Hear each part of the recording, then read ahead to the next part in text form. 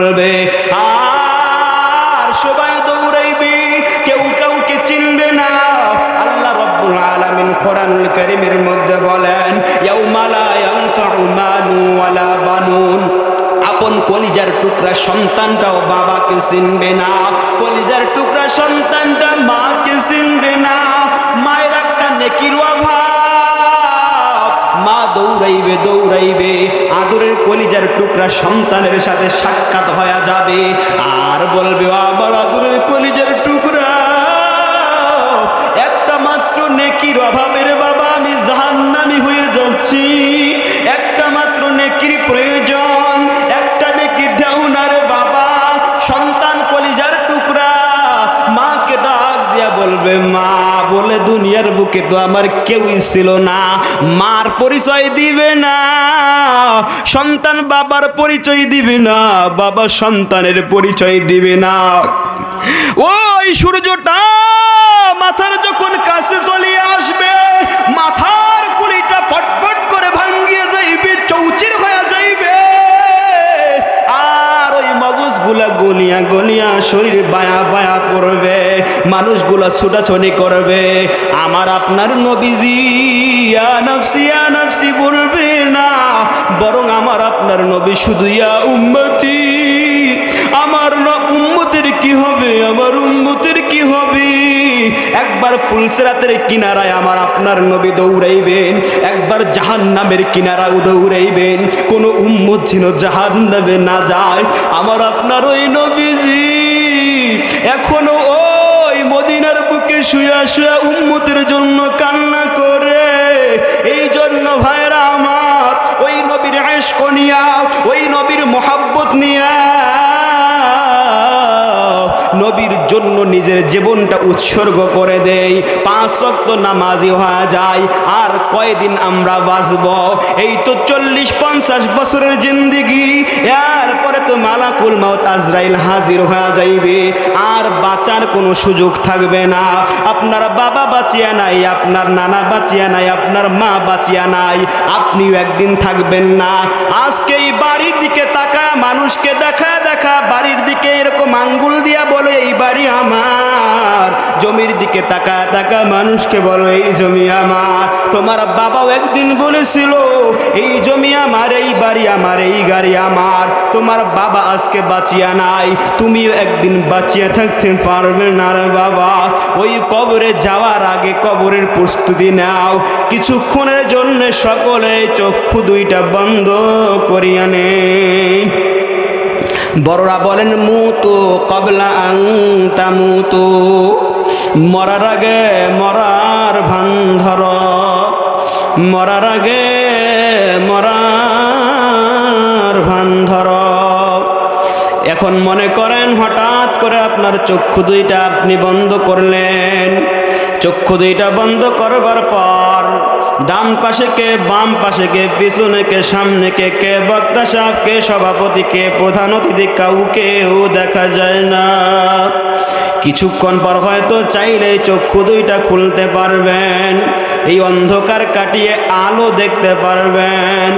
কিন্তু এমন একটা দিন আসবে যেই দিন চিরতরে চক্ষু দুইটা বন্ধ হয়ে যাইবে, আর দুনিয়ার আলো বাতাস দেখবার কোনো ক্ষমতা থাকবে না। হঠাৎ করে অন্ধকার রাত্রিতে আপনার লাশটা আপনার ঘরে পড়িয়া থাকবে, আপনার জানটা কবজ হয়ে যাবে, আপনার রূহটা বের হয়ে গেল। যখন নাকি ফজরের আজান হয়ে গেল, সকাল হয়ে গেল, কেউ আপনার ঘরে প্রবেশ করবার জন্য আসলো, এসে দরজার মধ্যে আঘাত করে আর ডাকে, আব্বা আব্বা আজকে কি ফজরে নামাজ পড়বা না রে আব্বা? আব্বা আর তো সাড়া দেয় না। আম্মা আম্মা বলিয়া সন্তান কান্না করে ডাক দিবে, আম্মা সাড়া দেয় না। সন্তান এবার চিৎকার করিয়া বলবে, কে কোথায় আছো? দৌড়ায় আসো, আমার বাবা বুঝি আর দুনিয়ার জমিনে নাই। আপনার দরজাটা ভাঙ্গিয়া ভেতরে ঢুকিয়া দেখবি আপনার লাশটা একেবারে ওই বিছানার মধ্যে টান টান হয়ে পড়ে আছে। আপনার লাশটাকে বের করা হবে, আপনার শরীর থেকে জামা কাপড় সব খুলিয়ে ফেলা হবে। শুধু তাই নয়, কিছু মানুষ দৌড়াইয়া বাজারের দিকে রওনা দিবে, ওই বাজার থেকে মার্কেট থেকে সাদা কাফনের কাপড় কিনবার জন্য। কিছু মানুষ গোরস্থানের দিকে কবর খুঁড়বার জন্য রওনা দিবে, কিছু মানুষ বাঁশবাগানে কাঁচা বাঁশ কাটবার জন্য রওনা দিবে, আর কিছু মানুষ দৌড়ায় মসজিদের মাইকে এলান করবি আর বলবি সুন্দরপুর মণ্ডলপাড়া নিবাসী অমুকের পুত্র অমুকে বাঁচিয়া নাই। ও ভাই, তুমি তোমার জন্য এটা মনে করো, এই মুহূর্তে মনে করো তোমার লাশটা বাড়ির আঙ্গিনার মধ্যে শুয়ে রাখা হয়েছে। কিছু মানুষ ওই গরম পানি করবে বড়ই পাতা দিয়া, আপনার শরীর থেকে জামা কাপড় সব টানিয়া টানিয়া খুলিয়া ফেলা হইবে। ও পর্দার আড়ালে মা ও বোনেরা, তুমিও একটু কল্পনা করো, মনকে বোঝাও মন, তোমার শরীর থেকে এই মুহূর্তে সব কাপড়গুলো খুলিয়ে ফেলা হচ্ছে, তোমার লাশটাকে শেষ বিদায়ের গোসল দেওয়া হচ্ছে। শেষ বিদায়ের মতো গোসল দিয়া আতর গোলাপ লাগায়া তিনটা কাপড়ের টুকরা কাপড় চকলেটের মধ্যে পেঁচায়া যখন খাটের মধ্যে উঠানো হলো, ওই কাঁধের মধ্যে নিয়ে যখন গোরস্থানের দিকে রওনা দেয়, আপনি হয়তো সেই দিন চিৎকার দিয়ে বলবেন, বাবা ও আদরের কলিজার টুকরা সন্তান, আমাকে কই লইয়া যাও, এত সুন্দর বাড়িটা বানাইলাম, আমার কি বাড়ির মধ্যে জায়গা হবে না রে আব্বা জান। আপনার কলিজার টুকরা সন্তানটা হয়তো কান্না করবে, আর পিছন থেকে আব্বা আব্বা বলিয়ে ডাকবি, আপনার স্ত্রী স্বামী স্বামী বলিয়ে কান্না করবে, কিন্তু আপনাকে কেউ আর ওই ঘরের মধ্যে জায়গা দিবে না।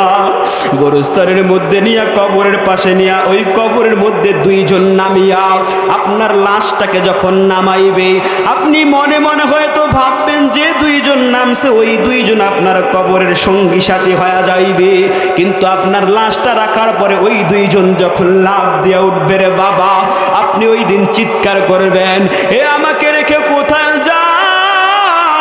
যে যার যার মতো যখন মাটি দেওয়া শুরু করবি, ওই দিনের আলোর মধ্যেও আপনার কবরটা ঘুটঘুটে অন্ধকার হয়ে যাইবে।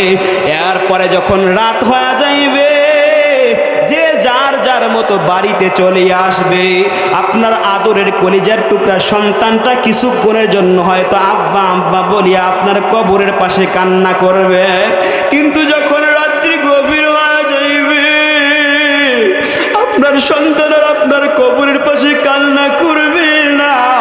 আপনার সন্তানও বাড়িতে চলে আসিয়া তার ঘরের মধ্যে বাতি জ্বালাইবে, তার ঘরের মধ্যে আলো জ্বালাইবে, কিন্তু আপনার কবরে আলো জ্বালানোর মতো কেউ সেই দিন যাইবে না।